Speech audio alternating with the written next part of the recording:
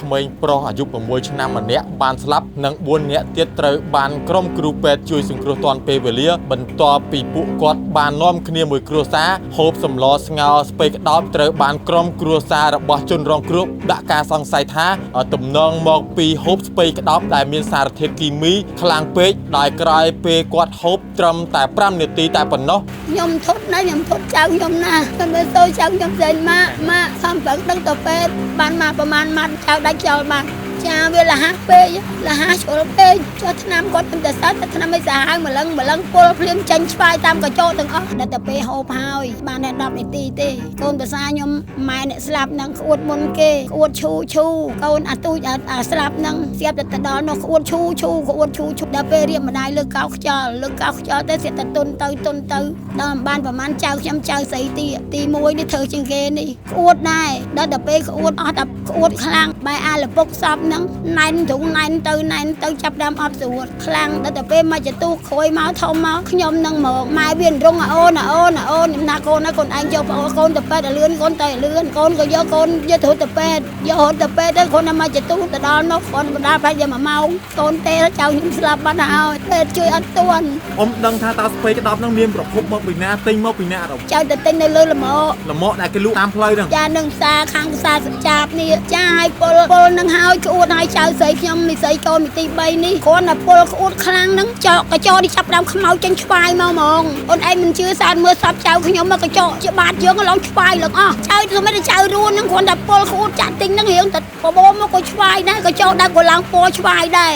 ដូចជាដើមមកផ្លែព្រាមបាន20នាទីអត់បាន30នាទីគេមកចៅខ្ញុំស្រាប់បានព្រាមដោយសារបន្លែចាបន្លែនោះយកនឹងឲ្យមកពីក្រៅ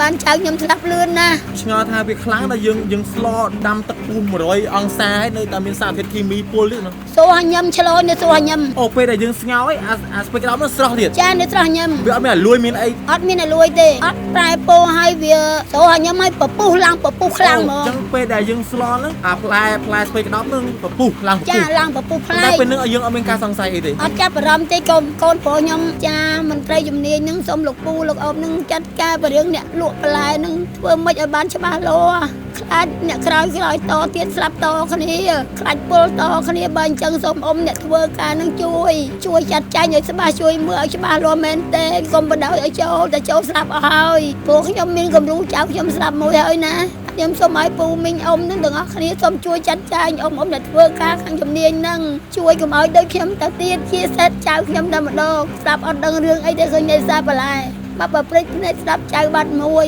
ពលតែ4-5នាក់ទៅទៀតពេលហ្នឹងថ្ងៃហ្នឹងពលចៅខ្ញុំកូនស្លាប់ចឹងអាចក៏ដីទៀតមិនអត់ទេហើយមន្ត្រីជំនាញក៏បានយកសម្លស្ងោរស្ពៃក្តោបដែលនៅសល់យកទៅធ្វើសំណាក់នៅឯមន្ទីរពិសោធន៍ដើម្បីកំណត់ឲ្យច្បាស់ថាតើគ្រួសាររបស់ជនរងគ្រោះពិតជាពលដោយសារតែសម្លស្ងោរស្ពៃក្តោបឬមួយក៏យ៉ាងណាលោកអ្នកនាងជាទីមេត្រីក្មេងប្រុសអាយុ6ឆ្នាំម្នាក់បានស្លាប់និង4នាក់ទៀតត្រូវបានក្រុមគ្រូពេទ្យជួយសង្គ្រោះទាន់ពេលវេលាបន្ទាប់ពីពួកគាត់បាននាំគ្នាមួយគ្រួសារហូបសម្លស្ងោរស្ពៃក្តោបជាមួយឆ្អឹងជំនីជ្រូកហេតុការណ៍នេះត្រូវបានក្រុមគ្រួសាររបស់ជនរងគ្រោះដាក់ការសង្ស័យថាទំនងមកពីហូបស្ពៃក្តោបដែលមានសារធាតុគីមីខ្លាំងពេកដោយក្រោយពេលគាត់ហូបត្រឹមតែ5នាទីតែប៉ុណ្ណោះស្រាប់តែមនុស្សមួយគ្រួសារចាប់ផ្ដើមមានអាការៈក្អួតចង្អោរនិងអ្នកខ្លះរាករូសបន្ទាប់មកគាត់ក៏បានបញ្ជូនក្មេងប្រុសរងគ្រោះទៅកាន់មន្ទីរពេទ្យពេលទៅដល់មន្ទីរពេទ្យជនរងគ្រោះត្រូវបានគ្រូពេទ្យបញ្ជាក់ថាបានស្លាប់បាត់បង់ជីវិតទៅហើយត្រឹមពេលតែ3ម៉ោងក្រោយពេលហូបសម្លស្ងោរស្ពៃក្តោបតែប៉ុណ្ណោះហេតុការណ៍នេះបានកើតឡើងនៅល្ងាចថ្ងៃទី12ខែមិថុនាឆ្នាំ2026ស្ថិតនៅក្នុងភូមិបូរីកម្មកកសង្កាត់ជើងឯកខណ្ឌដង្កោរាជធានីភ្នំពេញជួយបញ្ជាក់ហេតុការណ៍ដ៏រន្ធត់មួយនេះតិចមកខ្ញុំឲ្យចៅខ្ញុំទៅទិញស្ពៃក្តោបខ្ញុំឆ្ងោជាមួយឆ្អឹងជ្រូកដល់តែពេលឆ្ងោហើយកូនខ្ញុំនឹកឃើញថាបានឆ្ងាញ់ហើយថ្ងៃហ្នឹងដល់តែពេលហូបហើយអត់បានកន្លះនាទីអត់បានតែ10នាទីទេកូនប្រសាខ្ញុំម៉ែអ្នកស្លាប់ហ្នឹងក្អួតមុនគេក្អួតឈូដល់តែពេលអត់តែពីក្អួតអញ្ចឹងទៅកូនអាទូចអាស្លាប់ហ្នឹងហូបបាយឲ្យរត់ទៅលេចទៅលេងដល់លេចទៅទិញទឹកអំពៅហូបស្រាប់តែដល់នោះក្អួតឈូអ្នកមុខក៏អត់ដឹងថាចៅខ្ញុំពលអីទេគេចោះយ៉ាវិនថៃដល់តែពេលហើយសិតមកវិញម៉ាក់ចុកពោះឲ្យចូលជុះ ដល់ពេលចូលជូនទៅមានណានៅរៀកដល់ពេលរៀកម្ដាយលើកោខ្យល់ទៅសិតតែទុនទៅដល់បានប្រហែលចៅខ្ញុំចៅស្រីទី1នេះធ្វើជាងគេនេះក្អួតដែរដល់ពេលក្អួតអស់តែក្អួតខ្លាំងបែអាលពុកសពហ្នឹងណែនទៅចាប់ដើមអត់ស្រួលខ្លាំងដល់តែពេលមកចទូក្រួយមកធំមកខ្ញុំនឹងហ្មងដល់ពេលស្រាប់តែខ្ញុំមកក្អួតដែរក្អួតខ្លាំងហើយខ្ញុំមកភ័យអិចណាចៅម៉ែវារងអូនខ្ញុំណាកូនឯងយកកូនទៅពេទ្យឲ្យលឿនកូនទៅលឿនដល់តែពេលទៅដល់ខ្ញុំចាប់ដើមក្អួតនៅទីឯណាក្អួតចាក់ទិញហិញហោងក៏ខ្ញុំនឹកឃើញថាច្បាស់ជាពលអីហើយពលមហូបហើយកូនក៏យកទៅរត់ទៅពេទ្យទៅគាត់មកចទូទៅដល់នោះគាត់បណ្ដាប្រហែលជា1ម៉ោងកូនទេចៅខ្ញុំស្លាប់បាត់ហើយចា ចឹងក្រោយពេលហូបសម្លស្ពៃក្តោបនឹងហើយរយៈពេល3ម៉ោងហ្នឹងគឺក្មេងប្រុសរងគ្រោះបានស្លាប់តែម្ដងចាពេទ្យជួយអត់ទាន់ ចឹងមនុស្ស5នាក់ដែលបានហូបសម្លស្ពៃក្តោបហ្នឹងគឺពលទាំង5នាក់ចាពលទាំងអស់ចឹងជួយបានហូបទាំងប្រមាណហ្នឹងពលទាំងអស់ជួយសង្គ្រោះបាន4នាក់និងស្លាប់បាត់បង់ជីវិតម្នាក់ចាចៅខ្ញុំអត់ទូជាងគេហ្នឹងដឹងថាតើស្ពៃក្តោបហ្នឹងមានប្រភពមកពីណាទិញមកពីណាអត់ខ្ញុំអត់ដឹងទេព្រោះចៅទៅទិញនៅលើលម៉កដែលគេលក់តាមផ្លូវហ្នឹងចានឹងផ្សារខាងផ្សារចាបនេះប៉ុន្តែច្បាស់ថាពលស្ពៃក្តោបហ្នឹងហើយស្ពៃក្តោបហ្នឹងច្បាស់ណាស់ស្ពៃក្តោបហ្នឹងមានហូបអាហារផ្សេងពីហ្នឹងអត់មានទេអត់សោះតែម្ដងអត់មានទេចាហើយសាច់ជ្រូកហ្នឹងយើងហូបប្រហែលថ្ងៃក៏អត់អីដែរសាច់ជ្រូកកូនខ្ញុំយកមក3ថ្ងៃហើយខ្ញុំហូបបន្តថ្ងៃអត់ទាន់អស់នៅក្នុងធុងទៀតនោះប៉ុន្តែអ្វីដែលយើងច្បាស់គឺយើងអត់មានហូបអ្វីក្រៅពីស្ពៃក្តោបហ្នឹងទេអត់មានទេហូបស្ពៃក្តោបហ្នឹងបាន5នាទីមានអាការៈពុលចាប់ដើមចាហើយពុលនឹងហើយក្អួតហើយចៅស្រីខ្ញុំនិស័យកូនទី3នេះគ្រាន់តែពុលក្អួតខ្លាំងហ្នឹងកញ្ចក់នេះចាប់ដើមខ្មៅចេញឆ្វាយមកហ្មងគ្រាន់តែពុលហ្នឹងកញ្ចក់ហ្នឹងចេញពណ៌ស្វាយមកចាអូនឯងមិនជឿសោតមើលសពចៅខ្ញុំមកកញ្ចក់ជាបាតយើងឡើងឆ្វាយឡើងអស់ឆ្វាយទាំងអស់ចា5នាទីហ្នឹងចាលើទៅមកនៅឆ្វាយចៅសម្រាប់ចៅរួនហ្នឹងគ្រាន់តែពុលក្អួតចាក់ទិញហ្នឹងរៀងតែបបោមកក៏ឆ្វាយដែរកញ្ចក់ដែរក៏ឡើងពណ៌ឆ្វាយដែរឆ្វាយទាំងអស់មកអ្នកស្លាប់ចាហើយចៅស្រីខ្ញុំនៅរួនហ្នឹងក៏ឆ្វាយដែរទៅរត់ឆ្នាំរត់ពេទ្យរត់នៃទឹកខ្មុំហើយក៏ចាក់ឲ្យផ្សំនាមណាតែនៅអត់ទាន់អស់អំណាចអាចឆ្វាយរហូតខ្ញុំធត់ណាខ្ញុំធត់ចៅខ្ញុំណាខ្ញុំទៅចៅខ្ញុំស្រីម៉ាក់សំផឹកដឹងទៅពេទ្យជួយអត់ទាន់ទៅដល់ដាច់ចោលស្លាប់នៅពេទ្យម៉ាក់បានមកប្រហែលម៉ាត់នោះចៅដាច់ចោលបានចាវាលះពេកលះជ្រុលពេកចុះឆ្នាំគាត់ទៅសើតែឆ្នាំមិនសាហាវម្លឹងពលភ្លាមចេញឆ្វាយតាមកញ្ចក់ទាំងអស់ចេញពួរឆ្វាយតាមកញ្ចក់ដៃហ្មងខ្ញុំចឹងសុំអស់ពូអស់អ្នកធ្វើការធំដល់គាត់មានលទ្ធភាពសុំគាត់ប្រយ័ត្នឲ្យមែនតើរឿងបន្លែហ្នឹងកុំឲ្យគាត់ចេះក៏ឲ្យតែចូលលក់ពេកបើសិនតែលងថ្ងៃក្រោយនៅតែប៉ុណ្្នឹងទៀតស្លាប់អស់ហើយមនុស្សខ្មែរយើងបើគាត់វាស្លាប់ហើយដូចជាចៅខ្ញុំជាដើមនេះដូចជាដើមមកផ្លែតព្រាមបាន20នាទីអត់បាន30នាទីក៏មកចៅខ្ញុំស្លាប់បាត់ព្រាមដោយសារបន្លែចាបន្លែនោះយកនឹងឲ្យមកពីក្រៅមិនបានចៅខ្ញុំស្លាប់លឿនណាមិនត្រឹមតែស្លាប់អត់មូលហេតុទេស្លាប់ឲ្យឡើងពណ៌ឆ្វាយឡើងកញ្ចក់ដៃឡើងកញ្ចក់ជើងឡើងពណ៌ស្វាយហ្មងចឹងច្បាស់ថាអត់មានហូបអីក្រៅពីស្ពៃក្តោបហ្នឹងអត់ទេអត់សោះហ្មងផ្ទះខ្ញុំក៏ស្ពៃក្តោបហ្នឹងហើយចាឆ្ងល់ថាវាខ្លាំងដល់យើងស្លដាំទឹកពុះ100អង្សាហើយនៅតែមានសារធាតុគីមីពុលទៀតហ្នឹងសួរញ៉ាំឆ្លោនៅសួរញ៉ាំអូពេលដែលយើងស្ងោរអីអាស្ពៃក្តោបហ្នឹងស្រស់ទៀតចានៅស្រស់ញ៉ាំវាអត់មានអាលួយមានអីអត់មានអាលួយទេធម្មតាស្ពៃក្តោបដែលយើងស្លទៅវាអាលួយអីចឹងប្រែពណ៌អីចឹងតែវាអត់មានប្រែពណ៌ទេអត់ប្រែពណ៌ឲ្យវា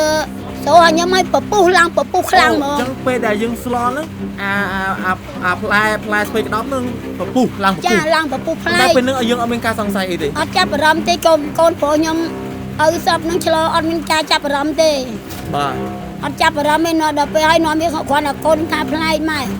នៃឆ្ងោស្ពៃក្តោបពពុះម្លឹងគាត់នៅចាប់អារម្មណ៍ថាឆ្ងល់គាត់ឆ្ងល់ការសង្ស័យយើងអត់សង្ស័យទេចាតពេលហូប5នាក់ទៅពលទាំង5នាក់ចាខ្ញុំមួយអ៊ំអាយុប៉ុន្មានហើយខ្ញុំ61អាយុ61ឆ្នាំបាទឈ្មោះអីអ៊ំខ្ញុំមូលឡាយសរនអាយុ61ឆ្នាំបាទអ្នកទី2ឈ្មោះអីទី2ហ្នឹងកូនភាសាឈ្មោះអីដែរឈ្មោះនៃកាច់កូនកាច់នេះខុនកញ្ញណាខុនសញ្ញណាអាយុប្រហែលឆ្នាំអូនខ្ញុំ34ឆ្នាំទៅអ្នកទី3ទី3កូនភាសាខ្ញុំកូនភាសាកូនបង្កើតចាឈ្មោះអីដែរអ៊ំឈ្មោះនៃធឿមប្រថេតនឿមប្រថេតចាអាយុប៉ុន្មានឆ្នាំដែរ32អាយុ32ឆ្នាំចាអ្នកទី4ឈ្មោះអីអ្នកទី4ហ្នឹងចៅ ចៅឈ្មោះអីដែរអ៊ំ ចៅឈ្មោះនៃមេផាស្រីមី ផាតស្រីមី ចា អាយុប៉ុន្មានឆ្នាំ អាយុ11ឆ្នាំ អាយុ11ឆ្នាំ ចា ចុះអ្នកចុងក្រោយដែលបានស្លាប់មានឈ្មោះអីដែរ ឈ្មោះនៃថេតខេវិន Ted Kevin ចា អាយុប៉ុន្មានឆ្នាំអ៊ំ 5ឆ្នាំ 5ឆ្នាំអញ្ចឹងសរុបមកវិញមានមនុស្សចាស់3នាក់និងមនុស្សក្មេង2នាក់ ចា អញ្ចឹងអ្នកទាំង5ហ្នឹងគឺក្នុងចំណោមគ្រួសារអ៊ំទាំងអស់ ចា មានអ៊ំមានកូនបង្កើតកូនប្រស្រានិងចៅបង្កើតទាំង2នាក់ ចាចាមន្ត្រីជំនាញនឹងសូមលោកពូលោកអ៊ំនឹងចាត់ការបរិងអ្នកលក់បន្លែនឹងធ្វើម៉េចឲ្យបានច្បាស់លាស់ខ្លាចអ្នកក្រោយតទៀតស្លាប់តគ្នាខ្លាចពលតគ្នាបើអញ្ចឹងសូមអ៊ំអ្នកធ្វើការនឹងជួយចាត់ចែងឲ្យច្បាស់ជួយមើលឲ្យច្បាស់លាស់មែនទេកុំបដោយឲ្យចូលស្លាប់អស់ហើយព្រោះខ្ញុំមានគំរូចៅខ្ញុំស្លាប់មួយហើយណាខ្ញុំសូមឲ្យពូមីងអ៊ំនឹងទាំងអស់គ្នាសូមជួយចាត់ចែងអ៊ំអ្នកធ្វើការខាងជំនាញនឹងជួយកុំឲ្យដូចខ្ញុំទៅទៀតអាណិតខ្មែរអាណិតកូនចៅខ្មែរយើងអត់ដឹងអីទេជាសេតចៅខ្ញុំតែម្ដងស្លាប់អត់ដឹងរឿងអីទេឃើញនេសាបន្លែមកប្រព្រឹត្តនេះស្ដាប់ចៅបាត់មួយពលតែ4 5នាក់ទៅទៀតបានថាសូមអញ្ជើញសូមអ៊ំពូមីងទាំងអស់គ្នាមុននឹងហូបអីនឹងប្រយ័ត្នផងមើលផងឲ្យពូដកធ្វើការនឹងក៏ដោយគាត់ធ្វើការសូមឲ្យគាត់ជួយចាត់ការគាត់ជួយធ្វើការឲ្យច្បាស់លាស់ជួយមើលខ្មែរបើមិនអញ្ចឹងតគ្នាច្រើនណាស់មិនតែខ្ញុំទេចៅខ្ញុំទេថ្ងៃក្រោយមានទៀតពេលហ្នឹងថ្ងៃហ្នឹងពលចៅខ្ញុំកូនខ្ញុំស្លាប់ចឹងថ្ងៃក្រោយមានដទៃទៀតមិនអត់ទេខ្ញុំអរគុណបានត្រឹមហ្នឹងណាបាទអរគុណអ៊ំចូលរួមលេខទុកของអ៊ំ ចា ជុំវិញហេតុការណ៍នេះគឺមានមនុស្ស5នាក់បានពល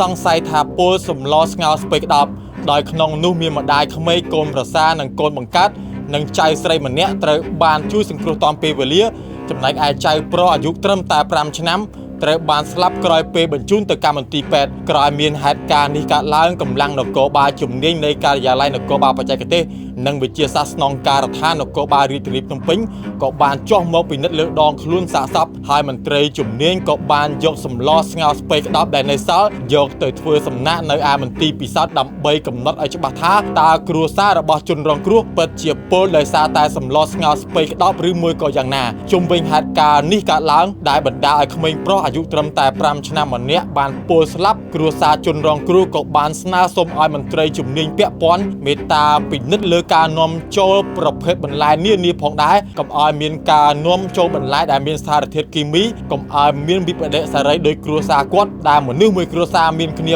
5នាក់4នាក់ត្រូវបានជួយសង្គ្រោះទាន់ម្នាក់ក្មេងប្រុសអាយុត្រឹមតែ5ឆ្នាំបានស្លាប់បាត់បង់ជីវិតជុំវិញហេតុការណ៍ពលអាហារដែលបណ្ដាលឲ្យក្មេងប្រុសម្នាក់បានស្លាប់បាត់បង់ជីវិតនេះមិនទាន់មានមន្ត្រីជំនាញណាអះអាងថាតើក្មេងប្រុសរងគ្រោះពិតជាស្លាប់ដោយសារតែពលសម្លស្ពៃក្តោបឬមួយក៏យ៉ាងណានោះទេរងចាំលទ្ធផលពីមន្ទីរពិសោធន៍ដោយក្រោយពេលមានហេតុការណ៍នេះកើតឡើងមន្ត្រីជំនាញបានយកសម្លដែលនៅសល់យកទៅធ្វើសំណាក់នៅឯមន្ទីរពិសោធន៍ប៉ុន្តែក្រុមគ្រួសារជនរងគ្រោះដាក់ការសង្ស័យថាពួកគាត់ពិតជាពលសម្លស្ពៃក្តោបនេះពិតមែនដោយក្រោយពេលគាត់ហូបបានពេលត្រឹមតែ5នាទីតែប៉ុណ្ណោះមនុស្ស5នាក់ដែលបានហូបសម្លស្ពៃក្តោបរួមគ្នា